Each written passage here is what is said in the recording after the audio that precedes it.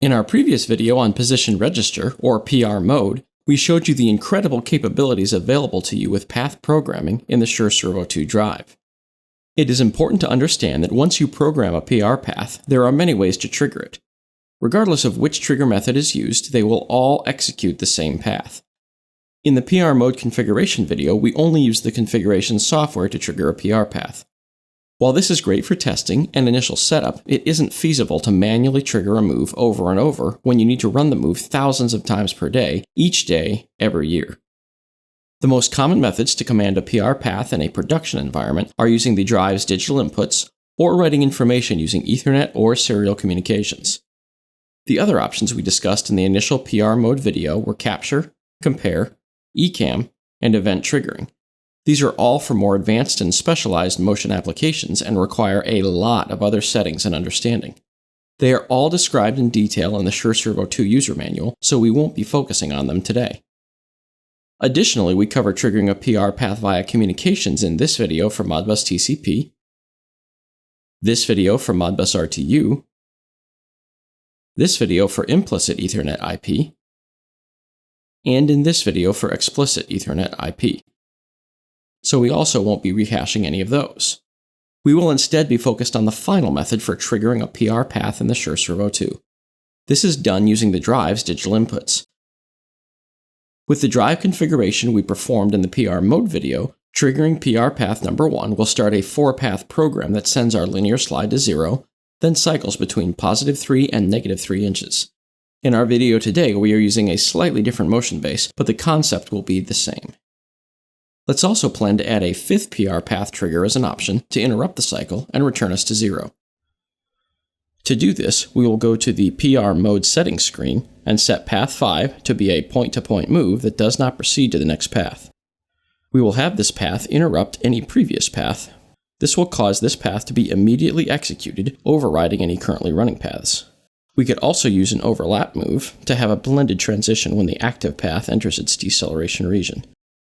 Since this path is going to run to a stop at 0, an overlap isn't necessary, so we will leave that off. The path will move to a position of 0, and we will use the same accel, decel, and velocity as the paths we programmed in the PR mode video.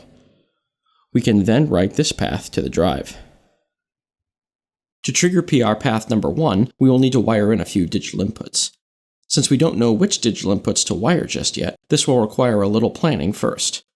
Remember that any servo motion requires the servo to be enabled, and to begin a PR path we need to be able to select one of up to 100 different paths, 0 through 99, as well as trigger them. Let's take a look at the drive digital inputs in our SureServo2 Pro software. We can go to the top menu bar and select Digital I/O Jog Control. Here we see the default configuration for digital inputs and digital outputs. If we check the box for Edit DI/O item, it will allow us to change the settings for each digital input. DI1 is already set for servo on, and it is set to logic condition A. Servo on means the same thing as servo enable, and logic condition A means the input is normally open, so it will register as on when current is flowing. If we look further down the table, we see that DI6 and 7 default to overtravel sensor inputs, and DI8 is set to an override or machine stop input. All three are set to logic B. Logic condition B is normally closed, so an input would register as on when current is not flowing. This is very useful when you are using machine safety functions, such as a machine stop button or overtravel switches. These devices often use normally closed contexts so that a wire breaking will cause the system to respond the same as if the stop button was pressed or an overtravel occurred. For SureServo2, digital inputs may be assigned as PR selection inputs. Each input represents a bit in the binary path number. PR path 4, for example, is the binary number 100. So it would be selected by having 3 digital inputs reserved for path selection, with the first 2 inputs off to represent the zeros and the third input on to represent the 1. In our example, PR path 5 is the highest we will need to select, so 3 inputs being reserved for path selection is sufficient. If we had more PR paths, we might need to reserve more digital inputs as our binary number got longer. Let's set DI2 through 4 as our 3-bit positions, and we will use logic A. As we assign each input, it is important that we select OK prior to moving to the next input. Otherwise, the input will return to its previous setting as soon as I move on. With those 3 inputs assigned, the last thing we will need is an input to trigger the PR path we have selected. We will use DI5 for this. Alright, now that we have our digital inputs assigned, we need to wire up the inputs to our control system. Let's look at this wiring schematic from the manual. These inputs can be wired as syncing NPN inputs or sourcing PNP inputs, as we see here. With our inputs wired in, we are ready to start moving. I have the servo powered up, our linear slide is in the middle, and the system is home to position 0. The SureServo2 Pro software actually tells us if any of the inputs or outputs are on in real time. I just love how easy the software makes testing inputs and verifying that everything is wired up correctly. These status boxes are where we see if the input is on or off. Using those boxes, we can see that I have DI1 on to enable the drive, as well as DIs 6, 7, and 8 all on to act as over-travel sensors and the machine stop button.